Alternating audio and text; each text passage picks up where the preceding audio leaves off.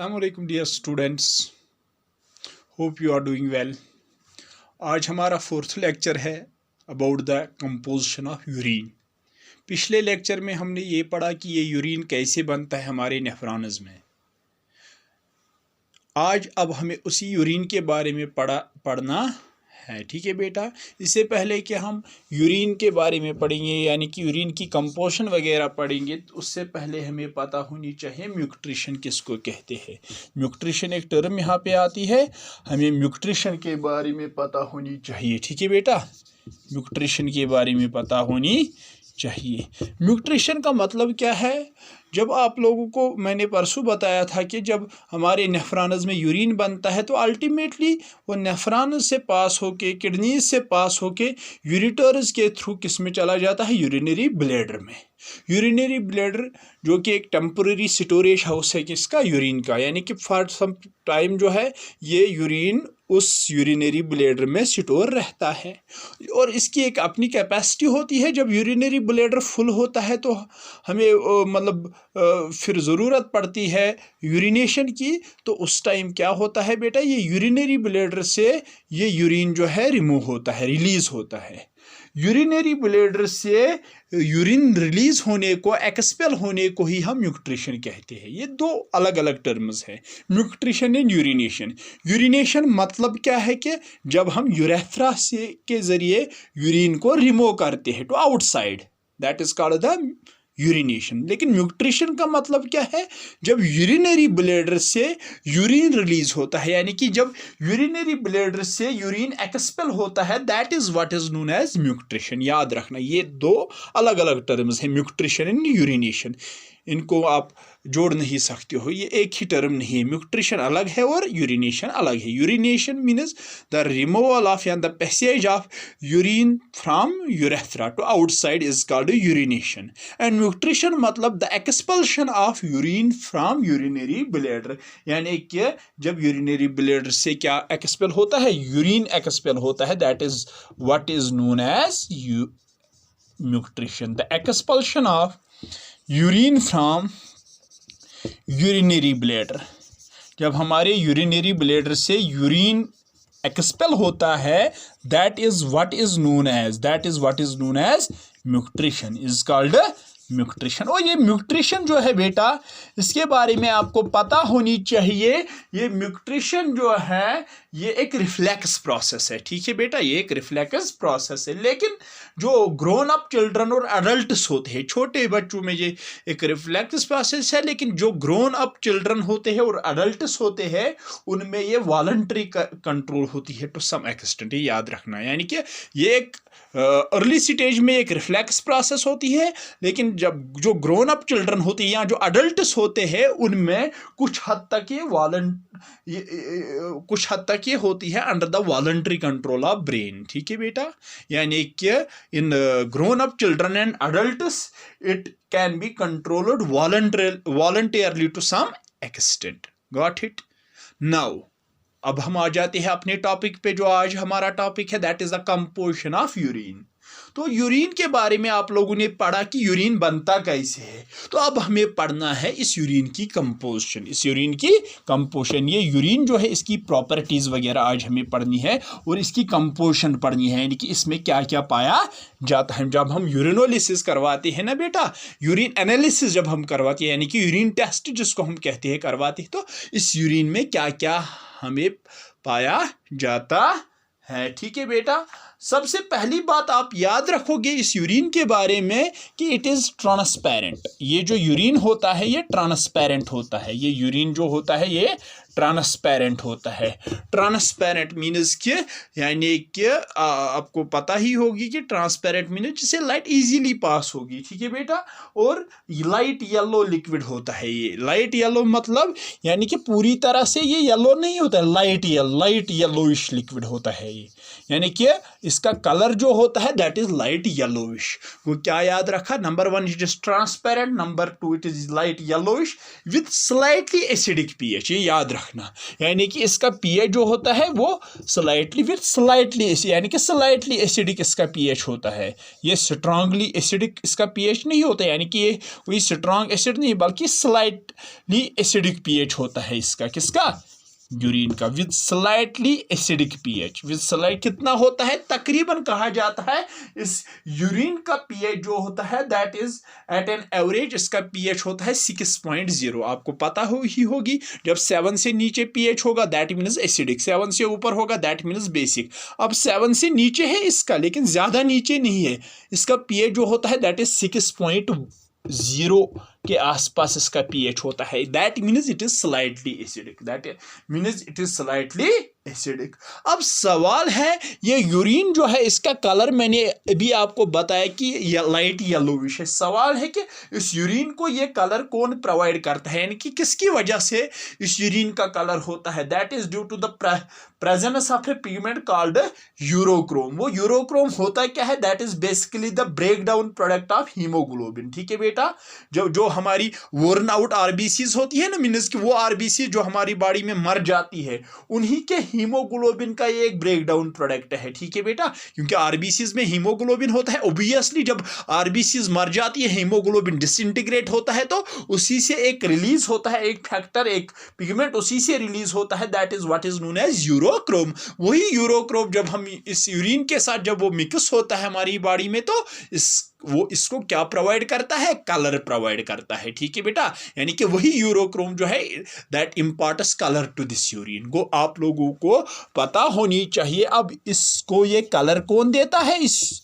Urine को, एक pigment that is what is known as urochrome. ठीक है बेटा, है क्या ये यूरोक्रोम, आखिर ये आता कहां से, मैंने अभी आपको बताया it is basically a breakdown product of haemoglobin, जो कि हमारी वर्न आउट आरबीसीज से निकलता है। ठीक है बेटा, जो हमारी बॉडी में आरबीसीज मर जाती है ना, जो तो आरबीसीज में हीमोग्लोबिन वही डिसइंटीग्रेट होता है, तो उसी से एक प्रोडक्ट रिलीज होता है that is what is known as urochrome. यानी कि ये हीमोग्लोबिन का एक ब्रेक डाउन प्रोडक्ट है, कौन, यूरोक्रोम, और यही इम्पार्ट करता है हमारी किसको, यूरिन को कलर, यानी कि यही इसको कलर देता है।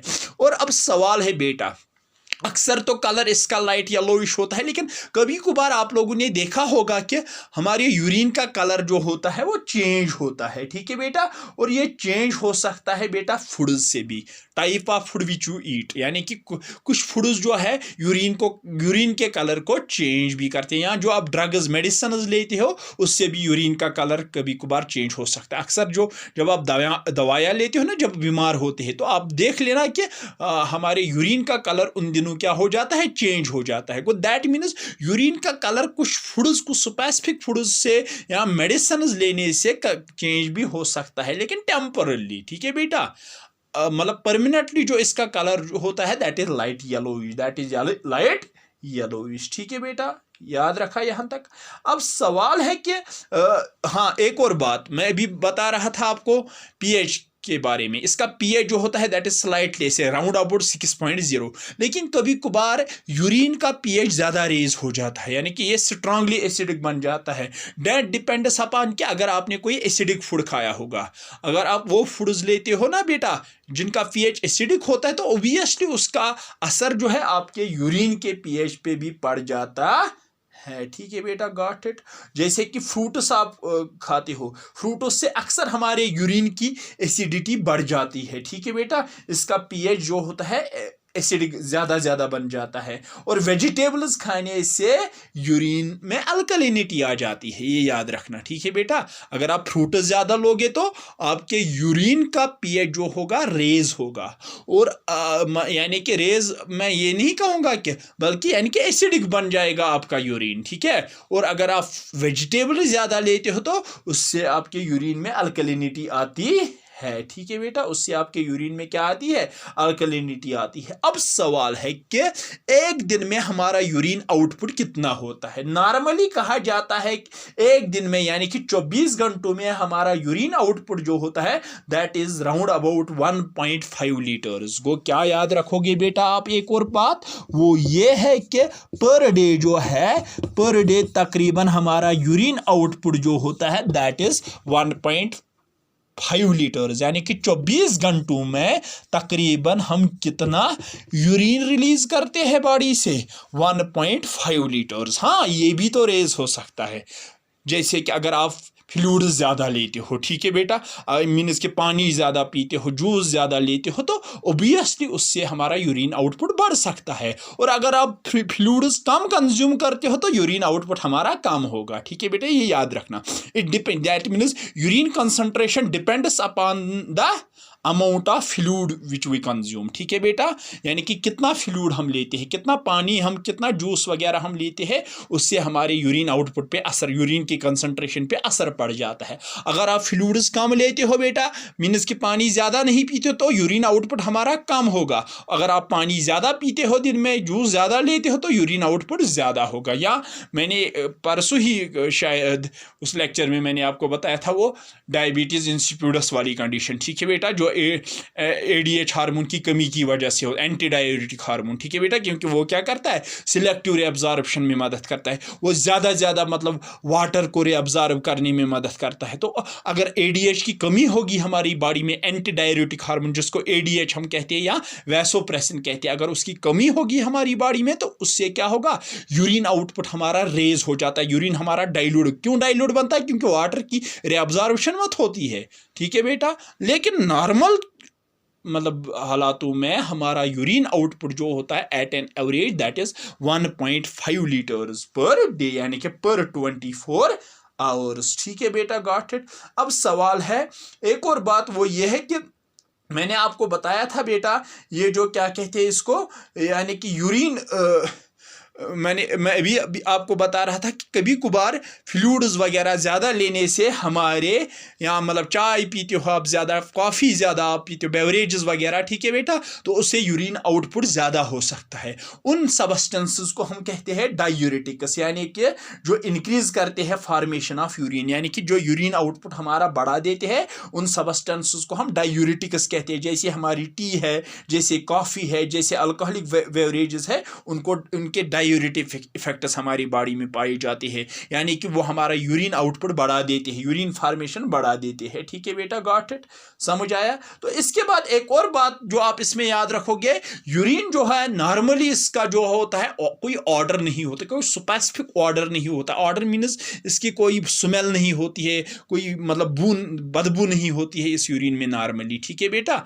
लेकिन अगर कभी कभार हम यूरिन को ज़्यादा देर तक स्टैंड स्टिल रखते हैं, ठीक है बेटा, मीन्स कि अगर हम ज़्यादा देर तक मतलब यूरिन को ऐसे ही रखते हैं, यानी कि यूरिनेशन के लिए नहीं जाते हैं, यूरिनरी ब्लैडर में ही रखते हैं, तो उससे क्या होता है, यूरिन जो होता है it smells strongly of ammonia, यानी कि इसमें थोड़ी सी वो बदबू आ जाती है, ठीक है बेटा, इसमें वो बदबू आ जाती है जब ज़्यादा टाइम तक हम यूरिन होल्ड करके रखते हैं। वो किससे होता है, बेसिकली जब ज़्यादा देर तक आप स्टोर रखते हो ना यूरिन, तो उससे क्या होता है कि बैक्टीरियल डिग्रेडेशन होती है यूरिया की, क्योंकि यूरिन का एक अहम कॉन्स्टिट्यूएंट है, अभी मैं बताऊंगा, अभी मैं आगे पढ़ाऊंगा, दैट इज यूरिया। तो जब आप ज़्यादा देर तक इस यूरिन को होल्ड करके रखते हो, तो उससे क्या होता है बेटा, उससे क्या होता है, ये यूरिया जो है ये कन्वर्ट होता है, डिग्रेड होता है किसमें, अमोनिया में, किसमें, अमोनिया में, ठीक है बेटा। और उस अमोनिया की वजह से जब अमोनिया की कंसंट्रेशन यूरिन में बढ़ जाती है, तो उसी की वजह से यूरिन में वो बैड ऑर्डर आ जाता है, ठीक है बेटा, यूरिन में वो बदबू आ जाती है, ठीक है बेटा, उसी की वजह से यूरिन में वो बदबू आ जाती है, यानी कि उसी की वजह से यूरिन हमारा जो है that smells strongly of ammonia, ठीक है बेटा, गॉट इट। अब सवाल है, जो स्पेसिफिक ग्रेविटी होती है हमारे यूरिन की that is usually between 1.015 and 1.025। वो स्पेसिफिक ग्रेविटी किसकी, हमारे यूरिन की जो स्पेसिफिक ग्रेविटी होती है that is usually in between 1.015 and 1.025 and 1.025 इसके बीच में 1.015 और 1.025 के बीच में हमारे यूरिन की क्या होती है, स्पेसिफिक ग्रेविटी होती है। ठीक है बेटा, got it. These were the various properties of the urine. Now the chemical composition. अब हम देखेंगे कि इस यूरिन की केमिकल कंपोजिशन क्या होती है, इस यूरिन में कौन कौन सी चीजें पाई जाती है। ठीक है बेटा, तो केमिकल कंपोजिशन में सबसे पहली बात आप याद रखोगे, कहा जाता है जब हम यूरिन की केमिकल कंपोजिशन की बात करते हैं तो कहा जाता है तकरीबन 95% जो हमारे यूरिन का वॉल्यूम है दैट इज वाटर। याद रखना 95% हमारे यूरिन में क्या पाया जाता है, यानी कि 95% volume of the urine is water. ठीक है बेटा, और बाकी के जो सबस्टेंसेस है दैट कॉन्स्टिट्यूट ओनली 5%। ठीक है बेटा, यानी कि बाकी सबस्टेंसेस जिसमें भी मैं बताऊंगा क्या क्या आता है, अदर सबस्टेंसेस, उसमें अदर सबस्टेंसेस इस यूरिन में सिर्फ क्या होते हैं बेटा, 5%। वो दैट मीन्स ज्यादा कंसंट्रेशन जो होती है हमारे किसकी, यूरिन की, दैट इज ऑफ वाटर। इस यानी कि दैट मीन्स यूरिन डाइल्यूट होता है ड्यू टू द वाटर। ठीक है बेटा, और बाकी सबस्टेंसेस इसमें सिर्फ कितने होते हैं, 5%। उन सबस्टेंसेस में क्या क्या आता है बेटा, सवाल है कि उन सबस्टेंसेस में कुछ ऑर्गेनिक सबस्टेंसेस भी आते हैं। याद रखना उन सबस्टेंसेस में, उन 5% में कुछ ऑर्गेनिक सबस्टेंसेस भी आते हैं और कुछ इनऑर्गेनिक सबस्टेंसेस भी आते हैं, ये याद रखना। यानी कि ये जो 5% बाकी के सबस्टेंसेस इस यूरिन में पाए जाते हैं उनमें कुछ ऑर्गेनिक सबस्टेंसेस भी पाए जाते हैं, कुछ इनऑर्गेनिक भी। अब सवाल है ऑर्गेनिक में क्या क्या आता है। ऑर्गेनिक में बेटा एक तो हमारा क्या आता है, नाइट्रोजन आता है। ठीक है बेटा, ऑर्गेनिक में हमारा नाइट्रोजन आता है। ऑर्गेनिक में हमारा क्या आता है, यूरिया आता है। यूरिया जो कि एक अहम कॉन्स्टिट्यूएंट है किसका, हमारे यूरिन का। चूंकि ह्यूमन फिजियोलॉजी हम पढ़ रहे हैं, ह्यूमन बींग उसको कहा गया है यूरियोटेलिक एनिमल्स, क्योंकि हमारा मेन एक्सक्रीटरी प्रोडक्ट जो है, मेन नाइट्रोजनस वेस्ट जो हमारी बॉडी से प्रोड्यूस होता है यूरिन के साथ, दैट इज यूरिया। ठीक है बेटा, वो क्या था तो याद, कौन कौन से इनऑर्गेनिक सबस्टेंसेस पाए जाते हैं हमारे यूरिन में, एक तो नाइट्रोजन पाया जाता है, यूरिया पाया जाता है, कैरेटीन पाया जाता है, कैरेटीन पाया जाता है, कैरेटिनाइन है। ठीक है बेटा, कैरेटीन है, कैरेटिनाइन है, यहाँ जिसको हम कहते हैं बेटा अमोनिया है, यूरिक एसिड है, हिपेरिक एसिड है, अमोनिया, यूरिक एसिड, ये कम कंसंट्रेशन में होते हैं। अमोनिया भी कम ज्यादा कंसंट्रेशन में हमारे यूरिन में कौन सा ऑर्गेनिक सबस्टेंस होता है, that is urea. That is why human beings have been called as ureotelic animals. ठीक है बेटा, ऐसे हिपेरिक एसिड है, हिपेरिक एसिड। ठीक है बेटा, ये एक और ऑर्गेनिक सबस्टेंस है जो कि हमारे किस में पाया जाता है, यूरिन में पाया। यहाँ ऑक्सैलिक एसिड है, OXALIC ऑक्सैलिक एसिड है। या इसके अलावा अमीनो एसिड्स है, एलेंटोइन है, विटामिन्स है, amino acids, allantoin ALLONTOIN allantoin है। ठीक है बेटा, एलेंटोइन है। या इसके अलावा विटामिन्स है, कुछ हार्मोन्स और एंजाइम्स है, विटामिन्स, हार्मोन्स एंड एंजाइम्स। वो क्या थो तो याद गोबर, ऑर्गेनिक सबस्टेंसेस में कौन कौन से चीजें आते हैं जो कि हमारे यूरिन में पाए जाते हैं। एक है नाइट्रोजन है, यूरिया है, कैरेटीन है, कैरेटिनाइन है, अमोनिया है, यूरिक एसिड है, हिपेरिक एसिड है, एलेंटोइन है, ऑक्सैलिक एसिड है। ठीक है बेटा, ऑक्सैलिक एसिड है, विटामिन्स है, हार्मोन्स है, एंजाइम्स है। ठीक है बेटा, अब सवाल है इनऑर्गेनिक सबस्टेंसेस, क्योंकि मैंने क्या कहा, दोनों organic as well as inorganic substances हमारे यूरिन में पाए जाते हैं। अब सवाल है कि इनऑर्गेनिक सबस्टेंसेस कौन कौन से हमारे यूरिन में पाए जाते हैं। क्लोराइड है, फास्फेट है, सल्फेट है, क्या क्या, क्लोराइड्स, फास्फेट, ठीक है बेटा, सल्फेट, क्लोराइड, फास्फेट है, सल्फेट है, यहाँ पोटेशियम है, सोडियम है, कैल्शियम है, मैग्नीशियम है। ठीक है बेटा, पोटेशियम, कैल्शियम, मैग्नीशियम, आयोडीन वगैरह, ये कुछ इनऑर्गेनिक सबस्टेंसेस है जो कि हमारे यूरिन में पाए जाते। कौन कौन, कौन कौन? शाबाश, chloride, phosphate, sulphate, potassium, sodium, magnesium, iodine, arsenic, lead. ठीक है बेटा, गॉट इट। और इसके अलावा मैंने आपको बताया था बेटा कि ग्लूकोज अक्सर हमारे यूरिन में नहीं पाया जाता है। अक्सर नॉर्मल कंडीशंस में ग्लूकोज हमारे यूरिन में नहीं पाया जाता है। वो दैट मीन्स वो एक थ्रेशोल्ड सब्सटेंस है जो कि हमारे यूरिन में अपीयर नहीं। हाँ, अब होता है बाई चांस कभी कभार ये यूरिन अपीयर होता है, जैसे कि मैंने कहा था during the condition of glycosuria. Glycosuria means कि जब 80 से मतलब 180 से ग्लूकोज की कंसंट्रेशन 180 से तजावुज़ कर जाती है, बढ़ जाती है, उस टाइम ग्लूकोज जो है हमारे यूरिन के साथ अपीयर होता है। एंड दैट कंडीशन यानी कि appearance of glucose with the urine is called glycosuria. वो कब होता है? जब 180 याद रखना, 180 से हमारा ग्लूकोज लेवल बढ़ जाती है, तब वो यूरिन के नॉर्मल कंडीशंस में ग्लूकोज हमारे यूरिन के साथ अपीयर नहीं होता है। नॉर्मल कंडीशंस में ग्लूकोज को कहा जाता है कि ये एक थ्रेशोल्ड सब्सटेंस है। ठीक है बेटा, गॉट इट, समझ आया? अब सवाल है, ये थी कंपोजिशन किसकी? यूरिन की। अब सवाल है कि कभी कभार हमारे यूरिन में कुछ एबनॉर्मल कंस्टिट्यूएंट्स पाए जाते हैं, यानी कि कुछ एबनॉर्मल यूरिन कंडीशंस हमारी बॉडी में पैदा होती है। दैट उसका मतलब क्या है एबनॉर्मल यूरिन कंडीशंस का? एबनॉर्मल यूरिन कंडीशंस का मतलब है कि एबनॉर्मल यूरिन कंडीशंस। ठीक है बेटा, याद रखना नेक्स्ट पॉइंट इसमें, abnormal urine conditions. Abnormal urine conditions का मतलब ये है कि कभी कभार हमारे यूरिन में क्या होता है, हमारे यूरिन में कुछ एबनॉर्मल कंस्टिट्यूएंट्स पाए जाते हैं जिनका यानी कि या तो उनकी वो नहीं होनी चाहिए यूरिन में, या दूसरी कंडीशन है कि अगर वो होते भी है तो लेकिन अगर उनका होना ज़रूरी भी है लेकिन वो नॉर्मल लेवल से ज़्यादा होते हैं। ये याद रखना बेटा, मैं फिर से रिपीट करता हूँ। अब नॉर्मल यूरिन कंडीशंस का मतलब ये है कि कभी कभार हमारे यूरिन में कुछ ऐसी चीज़ें भी पाई जाती है जिनका होना ज़रूरी नहीं बनता था। ठीक है बेटा, यानी कि वो नहीं होने चाहिए थे।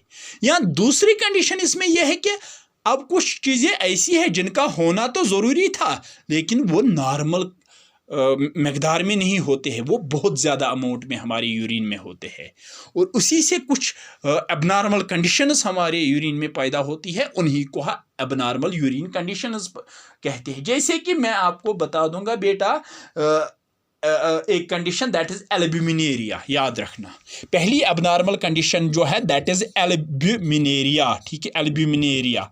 एल्ब्यूमिनेरिया मीन्स कि एल्ब्यूमिन एक प्रोटीन है बेटा, ये अक्सर हमारे ये यूरिन का कोई कंस्टिट्यूएंट नहीं है, ये नहीं होना चाहिए यूरिन में, लेकिन कभी कभार ये यूरिन में अपीयर होता है, यानी कि प्रेजेंस ऑफ यानी कि कभी कभार ये यूरिन में अपीयर होता है।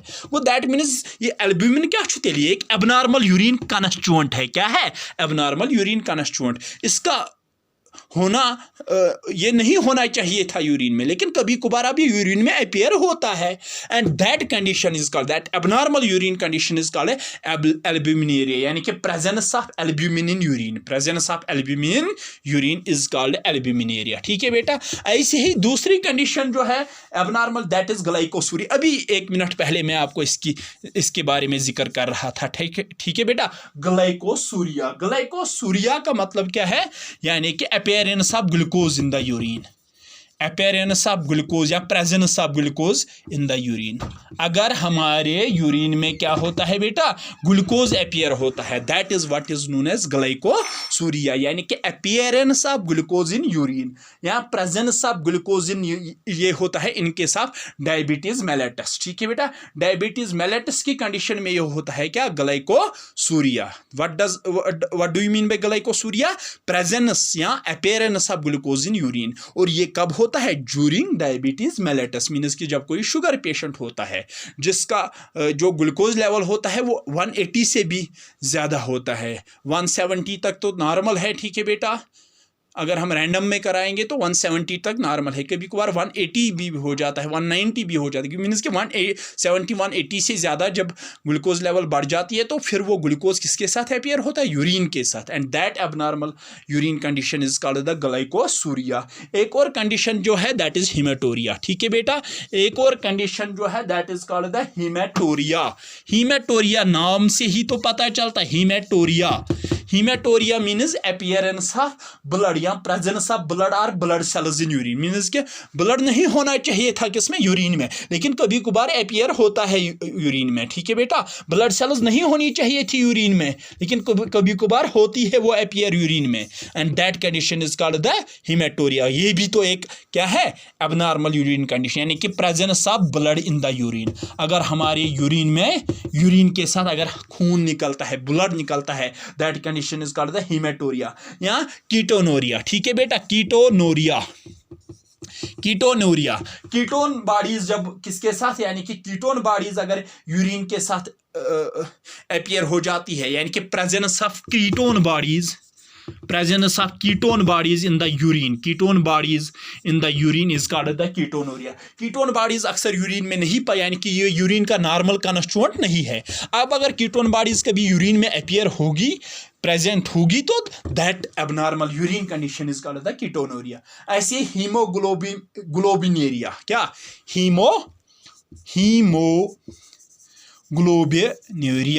ग्लोबिनोरिया, हीमोग्लोबिनूरिया का मतलब क्या है बेटा, प्रेजेंस ऑफ हीमोग्लोबिन, मीन्स कि अगर HB किस में होगा, यूरिन में, हीमोग्लोबिन अगर यूरिन में अपीयर होगा ना, that condition is called the haemoglobinuria. ठीक है बेटा, haemoglobinuria means presence of haemoglobin in the urine. ऐसे uraemia, uraemia means no doubt we are ureotelic animals, हमारे यूरिन में यूरिया एक अहम कॉन्स्टिट्यूएंट है, लेकिन कभी कभार एक्सेसिव यूरिया पाया जाता है, यानी कि बहुत ज़्यादा यूरिया हमारे यूरिन में पाया जाता है, and that condition is called the uraemia. याद रखना, ये अक्सर होता है।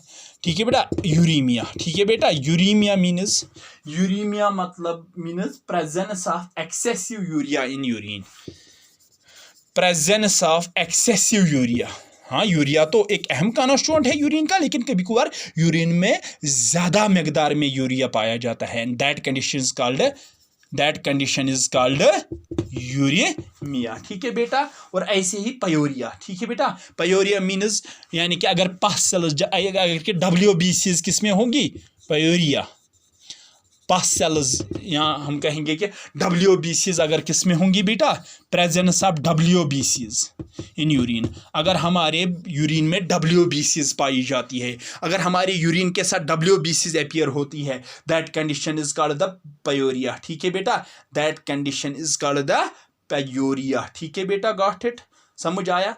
तो इसके अलावा हाँ, डायबिटीज इंसिपिडस भी तो एक एबनॉर्मल यूरिन कंडीशन है। उसमें क्या होता है कि वाटर की कंसंट्रेशन जो होती है यूरिन में ज़्यादा होती है।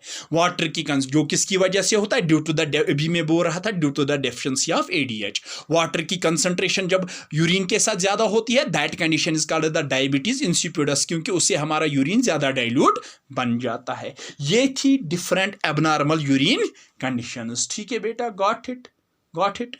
तो आज के लिए इतना ही, इंशाल्लाह कल नेक्स्ट टॉपिक के साथ आपके सामने फिर से आएंगे। तब तक के लिए अल्लाह हाफिज़।